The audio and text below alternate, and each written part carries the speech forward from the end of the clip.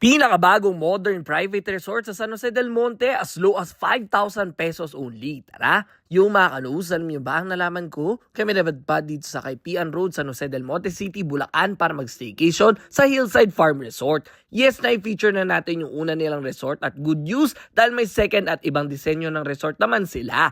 Meron silang swimming pool na hindi lang bata ang mag-e-enjoy dahil pati young at heart ay mag-e-enjoy rito. At pasok din sa Instagram feed mo pag nag-picture ka. Mapapool man or other areas ng resort. May shower area on the side at meron din sofa area na pwede tambayan sa harap ng pool at pwede mag-video para sa mga friends mo mahilig kumanta. Ito naman ang kanilang dining area na may kitchen on the side. Pwede kayo magluto dahil may kitchenwares at kumpleto pa sa dining wares pagkakain kayo. May basic appliances like ref, microwave oven, water dispenser at rice cooker. And meron ding griller. Pwede kayo mag-board games and card games at may CR din sa labas. At tara naman sa kanilang dalawang room. This is the first room na may double deck bed at pull-out bed at may pa-smart TV for Netflix pa. The second room ay mas malaki na may double deck beds, pull-out beds at smart TV at sariling comfort room. Kung event ang pag-uusapan, no problem dahil meron silang area na good for events dahil may mga naka-ready din silang tables and chairs. At meron silang free wifi and parking area. Ito naman yung rate sila for your reference. O ano pa hinihintay nyo? Tara na dito sa Hillside Farm Resort 2.0